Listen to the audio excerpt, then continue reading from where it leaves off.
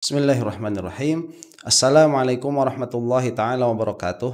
Alhamdulillahi rabbil alamin. Wa sallallahu ala sayyidina Muhammadin wa ala alihi wa sahbihi wasallam, amma ba'du. Ada lewat ke video saya, ini video Elia ya. Judulnya itu apa ya? Elio lagi. Elia sebel apa murka apa gitu ya. Karena apa Tuhan dianggap dongeng gitu.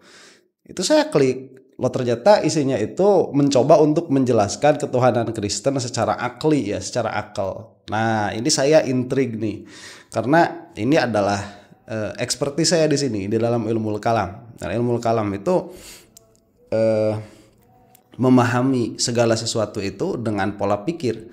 Nah, pola pikir itu suka disebut logika. Logika itu secara serampangan juga suka disebut dengan akal dan lain sebagainya.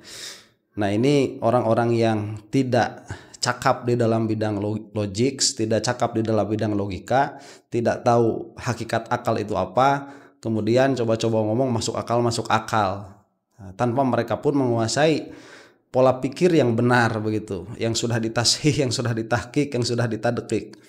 Nah, Elia ini lucu ya, dia itu mau menjelaskan doktrinnya gereja yang Tuhan itu tiga adalah satu ya, yang mana sebetulnya ini kan permasalahan teologis yang erat sekali kaitannya itu dengan ontologi, erat juga sekali dengan epistemologi. Dalam ranah ini kita berbicara itu. Nah, kita akan lihat ya, videonya menarik. Kalau dia kasih judul Elia, kalau masalah ini namanya ya, Elia sebel gitu. Kalau saya udah lihat video ini muak gitu ya. Jadi kalau Anda itu mau beragama tiga adalah satu, ya silahkan Anda mendoktrinkan itu dalam pengertian begitu ya, itu sebagai doktrin, memang itu adalah doktrin. Tapi kalau coba-coba menjelaskan, ya orang berakal harus menanggapi begitu ya. Akan kita lihat nih. Yang membuat umat sebelah itu tersandung selalu mengatakan begini, bagaimana mungkin firman Allah itu jadi manusia? Tapi kalau Allah itu sah, apa itu Trinitas kalau begitu? Ia tidak akan berbicara tentang dirinya sendiri, tapi ia akan berbicara tentang aku.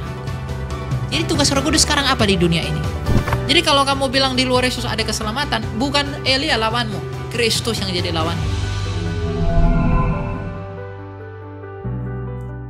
Lanjut. Nah sebentar ya, ini saya lihat perdebatan antara Kristen dan Islam itu yang terjadi di podcast, yang terjadi di media sosial itu beberapa macam ya. Biasanya ada yang perang scripture kan, mereka memahami Al-Quran dengan cara mereka, kemudian ada muslimin memahami Bible dengan cara mereka, kemudian ini saling serang lah begitu katakan ya, saling berdiskusi. Ada yang pola seperti itu. Nah itu kan polanya Koh Denditan, kemudian siapa itu yang sekarang di Malaysia itu Zakir Naik ya, Dr. Zakir Naik juga demikian. Jadi itu dari scripture. Nah sebetulnya kalau kita mau bil haqiqoh di dalam mentahqiq atau mencari mana agama yang benar, itu bukan jalan yang bisa diambil oleh orang berakal sebetulnya. Kenapa? Ya karena standarnya sudah berbeda begitu. Kita punya Al-Quran, mereka punya Bible, kita punya ahli Al-Quran, mereka punya ahli Bible. Yang mana mungkin ya kita pun tidak akan bisa memahami Bible sebagaimana ahli-ahli mereka memahami, karena itu adalah hak mereka di dalam memaknai itu. Yang mana orang-orang Kristen juga pasti tidak akan bisa paham bagaimana memahami Al-Quran. Namun orang Islam sendiri banyak yang gak paham Al-Quran gitu. Jadi itu sudah tidak akan ketemu sebetulnya. Dan yang satu dianggap suci oleh Muslim, yang satu dianggap suci oleh Kristen, yang sana nanti punya i'tiqad bahwa yang ini salah, yang ini punya i'tiqad bahwa yang itu salah. Jadi gak bakal ketemu sebetulnya. Makanya akhirnya bertemunya itu dengan cara Helenistik. Dengan cara kita itu melihat kepada metodologi bagaimana agama ini bisa menghasilkan doktrin-doktrin yang ada. Nah, di situ permasalahannya. Kalau di situ kita berdebatnya, ini akan ada musalamat. Nah, kita akan saksikan ya, karena memang itu yang akan kita saksikan di sini. Kalau perdebatan melalui kitab suci, saya tidak tertarik untuk mengomentari begitu ya. Ke pertanyaan selanjutnya ini, wah ini menarik nih, mengenai konsep Trinitas. Bagaimana menjelaskan konsep Trinitas kepada orang awam atau bahkan kepada orang Kristen yang sudah lama menjadi Kristen tetapi pengertiannya belum konkret. Ya, Oke, ada orang sebentar. Berarti ini permasalahan di semua agama sebetulnya ya. Ya karena kita ngobrol dua agama di sini, kita ngobrolin Islam dan Kristen ya. Jadi kita harus tahu ada gap antara ulamanya, kalau di sana itu antara pendeta-pendetanya dengan umatnya. Pertanyaannya kan menarik, bagaimana menjelaskan Trinitas kepada orang awam atau kepada Kristen sendiri yang belum bisa menerimanya atau memahaminya secara konkret begitu. Nah ini pun terjadi di kita ya, di Islam. Islam itu bagaimana memahami sifat Allah yang Asy'ariyah saja, Maturidiyah. Bagaimana sih menjelaskan sifat 20 itu? Ya, baik secara umum kepada orang awam atau misalkan kepada orang-orang yang sudah lama tetapi belum benar-benar paham. Nah, ini permasalahan teologi seperti ini tidak bisa disederhanakan sebetulnya. Ini harus dipelajari secara mendalam. Nah, karena ada pertanyaan teologisnya di sini ya, inilah yang menarik untuk saya respon. mengatakan bahwa banyak memang Trinitas itu, istilah Trinitas itu menyandung orang-orang Kristen. Iya. Karena berpikir bahwa ketika kita sudah mempercayai Trinitas, maka monoteisme Allah itu terganggu. Oke. Jadi dengan adanya Trinitas, maka Allah itu bukan lagi satu, Iya. tapi entah bagaimana tiga dalam satu dalam Iya, tiga benar. itu mengerti, bingung gitu. Iya, iya. Nah, sebentar. Saya kasih konklusinya dulu langsung ya dari apa yang telah terjadi di antara perdebatan ini. Kristen itu tidak akan pernah bisa merasionalkan ini, tidak akan pernah bisa. Nanti orang-orang akan bertanya, oh memang agama nggak ada yang rasional. Kamu belajar dulu teologi sebelum kamu itu mengatakan hal itu, ya. Jadi jangan pernah kalau kamu itu cuman belajar satu buku, dua buku, kemudian cuman sebulan, 2 bulan, dan kamu tidak sehari-hari kamu itu ada di dalam teologi, kamu jangan pernah mengatakan bahwa agama itu tidak rasional, jangan pernah, karena memang di situ. Nah, kita itu bermain. Jadi bagaimana kamu itu bisa mengatakan misalkan agama itu tidak rasional kalau dari awal kamu itu tidak tahu rasional itu apa. Nah, kemudian pada akhirnya sepanjang sejarah ini para agama-agama ini yang ahli-ahlinya itu menjelaskan mana agama yang paling rasional begitu. Kenapa? Ya karena kita memang pernah pada masa keemasan di mana manusia itu benar-benar manusia yang mana yang diobrolkan sehari-hari, kemudian yang menjadi nafas, yang menjadi darah, yang menjadi daging itu adalah berpikir. Pernah kita dalam keadaan seperti itu, yaitu zaman keemasan Islam itu ya. Jadi orang-orang itu pada akhirnya ingin sekali merasionalisasi agama mereka, dan ini belum pernah terjadi sebetulnya. Misalkan pada Kristen ini belum pernah terjadi. Sebelum itu dirasionalisasikan teologinya itu. Makanya yang ramai-ramainya ke sebelah sini itu di filsuf-filsuf yang modern, yang di barat itu banyak sekali yang katakanlah menjelaskan teologi Kristen begitu. Nah, cuman kalau sekarang kan udah lain, permasalahannya udah lain. Dan konklusinya adalah agama yang paling tidak rasional itu agama Kristen. Itu yang paling tidak rasional. Kenapa? Karena rasional itu dia diharamkan padanya, ada kontradiksi. Dan Kristen sendiri itu sudah kontradiksi di dalam dirinya. Jadi kalau misalkan mau mendoktrinkan Trinitas, ya sudah bilang saja itu doktrin. Tapi kalau sudah mengatakan itu rasional, kamu harus ngomong dengan orang yang memang bergelut di bidang logika, bergelut di bidang teologi, supaya bisa menjelaskan coba bagaimana kerasionalannya Trinitas itu. Nggak bakalan bisa. Nah, ini kalau cukup waktunya ya kita akan kupas nih. Nah, itu yang membuat orang Kristen itu salah kaprah. Oke. Karena gini, perjanjian lama, ulangan 6, itu berkata Allah itu Esa dalam semuanya Israel. Semua Israel Adonai Eloheinu Adonai Echad. Jadi Allah itu Echad, Allah itu satu. Oke. Itu perjanjian lama. Oke. Perjanjian baru Tuhan Yesus sendiri juga mengatakan dalam Injil Yohanes Allah itu Esa. Oke. Oke. Bahkan Paulus yang sering dituduh pencipta Tritunggal oleh umat sebelah itu. Dalam 1 Korintus 8:6 dia berkata apa? Sebentar, ya tadi ngobrolin Paulus itu bukan urusan saya ya. Itu saya tidak masuk ke dalam perkara-perkara seperti itu. Umat sebelah itu ya bakal ke kita kan, ke Islam. Kita percaya hanya kepada satu Allah yang Esa, yaitu Bapa. Paulus juga mengatakan Allah itu Esa. Oke. Bahkan setelah eranya Paulus, Oke. 300 tahun setelah itu konsili pengakuan kredo iman Nikea 325 dalam konsili Konstantinopel itu mengatakan aku percaya kepada satu Allah. Oke. Jadi 4 zaman perjanjian lama sebelum Kristus Ya. datang dalam inkarnasinya. Ya. Yesus pun mengatakan Ya. Allah Esa. Di zaman Paulus pun Yes. Paulus mengatakan Allah Esa. Bahkan setelah itu pun Allah itu Esa. Oke. Tapi kalau Allah itu Esa, apa itu Trinitas kalau Betul. begitu? Iya. Nah, oke, sebentar. Di sini kita musalamat berarti ya. Kristen itu mengklaim dirinya sebagai agama yang monoteistik. Dan dari apa yang dikatakan oleh Elia ini memang dari scripture mereka pun harus monoteis begitu. Jadi jangan sampai memiliki etikot, memiliki keyakinan, memiliki iman bahwa Tuhan itu tidak esa. Lah dari 4 tadi sumber yang disebutkan, zaman dikatakan oleh yang bersangkutan ini ya, bahwa Tuhan itu esa. Berarti selesai kan? Dari hal ini esanya itu kita sepakat. Dalam keadaan dia sebagai Tuhan.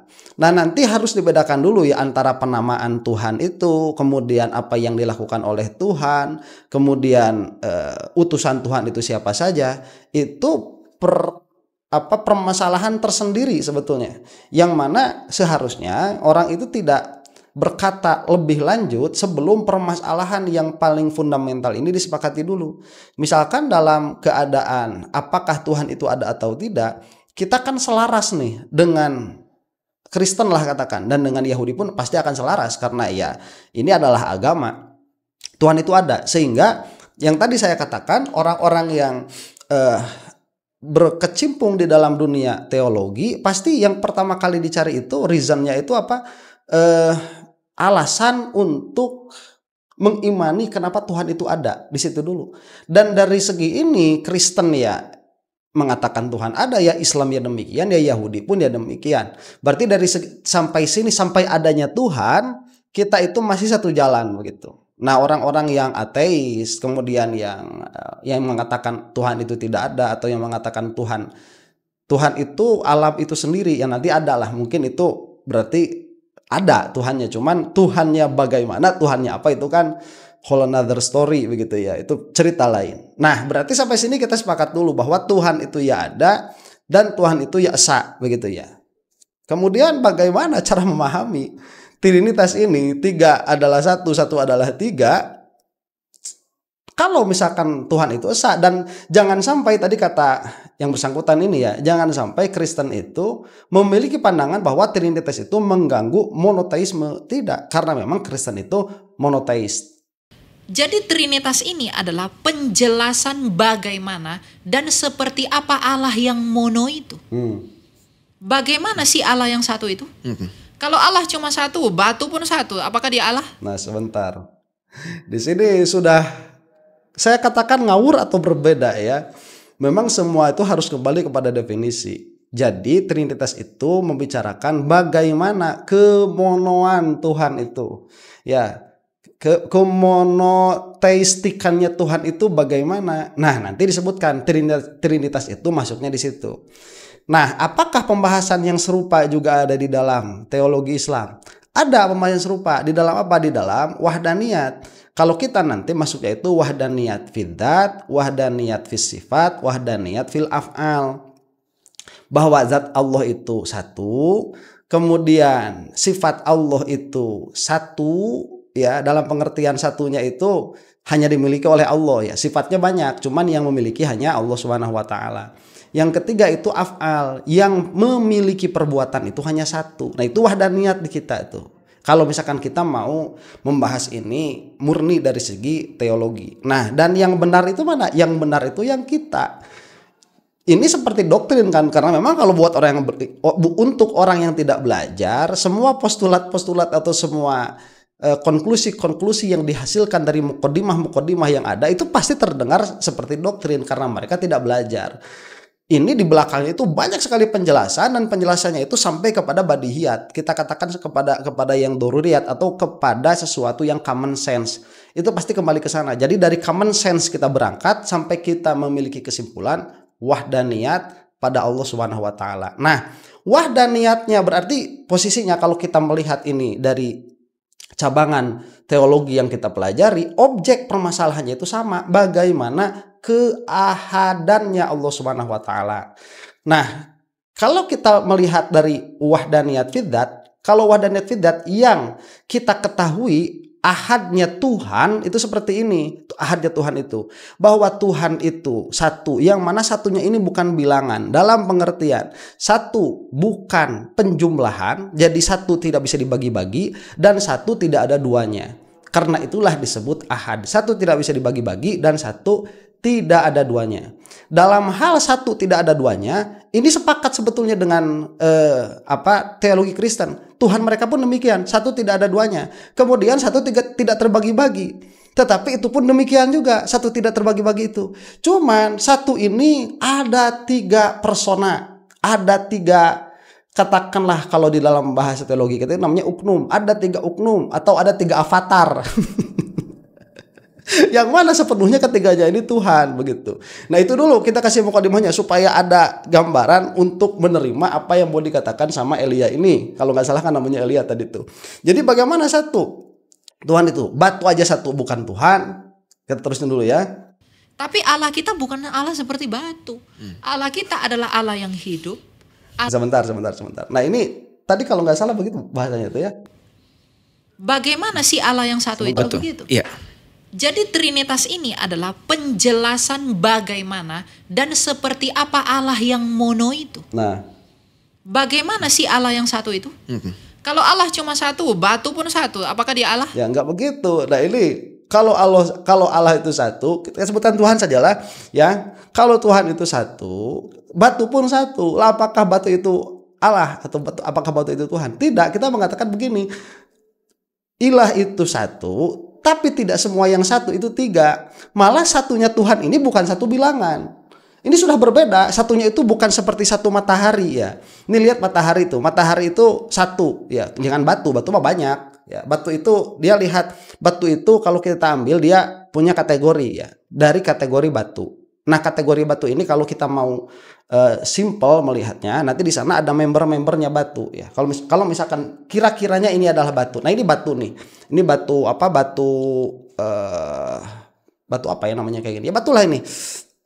Batu pemantik lah ya, batu pemantik. Ini kan batu. Nah ini adalah member dari batu begitu. Ini member dari batu yang mana itu ada satu kategori besarnya batu. Nah kalau misalkan sudah masuk ke dalam ilmu apa itu yang suka ngorek-ngorek apa namanya, suka ngorek-ngorek tanah itu ya. Kalau kita sudah masuk ke situ, itu batu nanti bakal banyak ya geologi ya. Ya itulah saya lupa namanya. Itu kita masuk ke situ, batu itu nanti akan banyak macamnya, banyak naunya. Kalau di hewan nanti dibagi menjadi spesies, famili dan lain sebagainya sampai ada member itu. Nah, batu itu bukan satu, batu itu banyak. Jadi batu itu dia satu kategori, satu makna yang memiliki banyak member. Kalau mau ngasih contoh misalkan kepada matahari. Matahari itu dia satu makna, cuman dia hanya memiliki satu member. Yaitu apa? Itu yang kita lihat itu, ya matahari itu. Nah, nanti kalau misalkan kita melihat kepada ilmu yang lebih dalam, akhirnya matahari jadi banyak juga, tidak satu. Cuman kalau untuk pengetahuan orang-orang dulu, matahari kan cuma satu. Nah itu. Nah itu baru satu namanya, matahari satu. Nah Tuhan itu satunya tidak seperti satu matahari.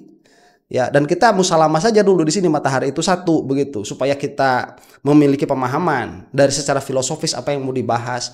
Jadi satunya Tuhan itu tidak seperti satunya matahari. Bagaimana satunya matahari? Matahari itu satu, memang tidak ada duanya. Tidak ada member yang sah disebut matahari selain matahari yang kita lihat itu di dalam musalamat kita tadi kan. Cuman matahari ini bisa dibagi-bagi dalam pengertian dia itu memiliki batas. Kemudian kalau ada pisau yang memang bisa untuk memotongnya, matahari itu bisa terpotong. Nah, ahadnya Tuhan, makanya kita bukan sebut satu tapi ahad. Ahadnya Tuhan itu yang namanya Tuhan, yang sah disebut Tuhan, itu hanya satu. Satu dalam pengertian tidak ada duanya. Sebagaimana matahari tadi, tetapi satu tidak bisa dibagi-bagi, tidak seperti matahari. Makanya nanti kita akan menyebutkan yang namanya kam muttasil fidzat dan kam munfasil fidzat, yang mana keduanya ini mustahil ada pada Allah Subhanahu wa taala. Jadi disting sudah, satunya itu ahadnya Allah itu sudah disting, berbeda dengan ahadnya, dengan wahidnya yang lain, berbeda dengan satunya yang lain, sudah disting. Nah, itu dari kita. Nah, bagaimana dari Kristen nih, sisi monoteis mereka itu? Tapi Allah kita bukan Allah seperti batu. Allah kita adalah Allah yang hidup, Allah yang mencipta, Allah yang menghidupi.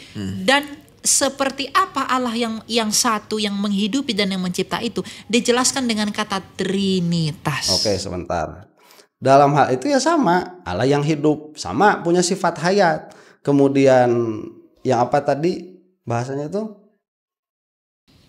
Bagaimana sih Allah yang satu itu? Kalau Allah cuma satu, batu pun satu, apakah dia Allah? Tapi Allah kita bukan Allah seperti batu. Allah kita adalah Allah yang hidup, Allah yang mencipta. Oke, yang hidup, yang mencipta, Allah yang menghidupi. yang Dan menghidupi. seperti apa Allah yang satu, yang menghidupi dan yang mencipta itu dijelaskan dengan kata Trinitas. Nah, itu kan seperti apanya Trinitas. Nah, ini nanti yang akan kita uji nih di dalam teologinya. Apakah make sense atau tidak? Apakah bisa dikembalikan kepada common sense atau tidak? Apakah ini kontradiksi atau tidak? Karena kalau dalam hal itu ya sama, Allah itu yang hidup, sama di kita juga Allah itu hayat ya. Malah di dalam Al-Qur'an itu mah disebutin ya Al-Hayyul Qayyum kan, Allah itu hidup, kemudian yang menghidupi sama Rabbul Alamin. Kemudian yang apa tadi, yang mencipta lah ya, mencipta, menghidupi, yang hidup, begitu sama. Khaliqu kulli syai, Allah itu. Malahan nanti kalau kita mau masuk kepada aksinya, aksiologinya, perbuatan kita ini ya dibuat oleh Allah Subhanahu wa taala, semuanya begitu. Itu kalau kita mau masuk kepada turunan dulu, tetapi jangan masuk dulu ke situ kalau kita mau selesai. Tidak mau hanya dijadikan ini sebagai pengetahuan dalam pengertian pandangan umum, tetapi kita mau memang benar-benar mentahkik mana agama yang paling rasional begitu. Nah, ini sudah jelas nanti jawabannya Islam. Ini tidak rasional apa yang akan disampaikan oleh Elia ini, karena dia itu akan menjelaskan bahwa kemonoan Tuhan itu atau wahdaniyatnya Tuhan itu yaitu wahdaniyat Trinitas tuh. Oke, sebentar nanti bagi kita yang disebutkan tadi misalkan ya Allah mencipta itu adalah perbuatannya. Kemudian atau Tuhan mencipta itu adalah perbuatannya. Kemudian hayat itu adalah sifatnya. Jadi mencipta adalah perbuatannya, hayat adalah sifatnya, wahdaniyat pun itu adalah sifatnya. Makanya kita nanti harus membahas sebetulnya apakah sesuatu ini yang dibahas ini, apakah dia itu sifat bagi Allah atau adalah perbuatan bagi Allah. Itu beda kategori. Makanya kita harus mau tidak mau kalau misalkan mau membicarakan tentang Tuhan dari segi teologi, dari segi logika, kita harus membahas dulu apa? Kategorisasi. Ya, the 10 categories. Kita harus melihat itu dulu. Yang mana the 10 categories ini, 10 kategorisasi ini adalah kategori yang paling umum. Di kita belajar namanya makulatul asyra, makulat yang 10. Nah, makulat yang 10 ini untuk apa? Untuk menyatakan nanti bahwa Tuhan itu tidak masuk satu kategori pun dari kategori yang ini. Nah, jadi kalau misalkan nanti mengatakan sifat ya, kamu itu jangan punya sangkaan kamu itu tahu apa yang dimaksud dengan zat misalkan. Tatkala kamu belum pernah belajar ilmu kalam, kamu itu nggak paham zat itu apa. Karena itu adalah bahasa yang sehari-hari kita pakai, tetapi tatkala masuk ke dalam ilmu kalam, bukan zat yang kita pahami sehari-hari. Yang kita maksud bukan, itu ada definisinya sendiri yang berbeda dengan definisi yang kita pakai sehari-hari. Beda. Kenapa? Ya karena pembicaranya sudah kompleks. Sehari-hari itu kita berbicara dalam masalah-masalah yang sederhana. Tatkala kita masuk ke dalam suatu ilmu tertentu, apalagi ini dalam ketuhanan, kita harus masuk kepada perkara-perkara yang kompleks. Nah, perkara yang kompleks ini nanti dia memerlukan banyak sekali kata-kata untuk menjelaskan definisinya, karena namanya juga kompleks begitu. Ya perumahan itu kompleks. Jadi karena yang dibahas itu panjang sekali, akhirnya kita harus memilih satu nama begitu sebagai simbol, sebagai tanda nama ini untuk makna yang kompleks ini. Makanya sebut nanti zat, disebut sifat, nanti disebut ada esensi, ada substansi, begitu, dan lain sebagainya. Itu adalah nama-nama yang di belakangnya itu memiliki makna yang kompleks. Kalau kamu belum pernah belajar itu, jangan sampai kamu itu punya sangkaan bahwa kamu paham apa yang kamu bicarakan. Dan jangan sampai kamu punya pemahaman, kamu paham pembicaraan orang-orang yang mengatakan bahasa-bahasa itu, kamu nggak paham. Gitu, belajar dulu. Nah, dari sini kita sudah tahu berarti sekarang ya perbedaannya nih. Jadi ada persamaan antara kita, ya misalkan dengan Kristen yang ini dulu ya, dengan Elia nih, bahwa Tuhan itu ada, kita musalamat tuh, ya berarti udah nggak usah menjelaskan itu, nggak kayak sama channel God and Beyond itu kan, kita harus menjelaskan dulu permasalahan di situ udah bermasalah bagi dia apakah Tuhan itu ada atau tidak. Nah itu Tuhan itu ada sudah selesai. Kemudian Tuhan itu mono ya dengan bahasa itu, dengan bahasa kita ahad. Oke sudah selesai. Berarti mulai kita sekarang ada pencabangan di mana? Di dalam memahami ahadiyahnya Allah. Bagaimana kemonoteistikannya Tuhan itu. Nah tadi saya sudah menjelaskan versi Islam. Nanti Elia ini akan menjelaskan versi Kristen yang mana itu adalah Trinitas. Nah baru karena ini berbeda kan kita harus menguji itu setiap postulat yang ada, setiap mukaddimah yang ada, apa kita katakan proposisi, setiap proposisi yang ada. Kemudian kita akan menguji juga validitas pola pikirnya, apakah pola pikir yang dipakai itu valid atau tidak. Nah di situ kita berbicara. Nah sebetulnya kalau di sini selesai, memang ini permasalahannya. Kalau di sini selesai dan ini sudah selesai sebetulnya. Kalau di dalam ilmu yang terdahulu di dalam kitab-kitab, cuman kan orang nggak baca kitabnya. Jadi di dalam diri manusianya nggak selesai begitu. Tatkala ini tidak selesai, ya sudah berarti kita sudah berbeda. Sudah berbeda sudah, karena ini sudah selesai. Dan kalau ini sudah selesai, ini belum selesai, tetapi kita sudah membicarakan kepada perkara-perkara yang lain, berarti kita itu sudah agree to disagree. Kalau kita sudah setuju untuk tidak setuju, maka permasalahan ini jangan dibahas lagi. Dan permasalahan turunan dari ini juga jangan dibahas lagi, karena gak bakalan nyambung sudah. Muaranya udah gak sama. Begitu. Ya, makanya kalau saya itu mengatakan seperti itu, kenapa saya tidak menjadi kristolog dalam pengertian membaca Bible segala macam? Percuma, karena itu bukan metode yang valid untuk memahami kebenaran dari dalam hal perbedaan agama yang sama-sama mempercayai adanya Tuhan begitu. Nah ini mungkin sampai situ dulu saja ya. Kalau yang mau lanjut silahkan like dan komen ya. Nanti insya Allah kalau bagus akan kita lanjut kepada inti permasalahannya begitu. Nah dari sini supaya kita memiliki gambaran sebetulnya perbedaan kita dengan Nasrani itu di mana. Demikian, semoga ada manfaatnya. Wallahu taala a'lam bishawab. Assalamualaikum warahmatullahi taala wabarakatuh.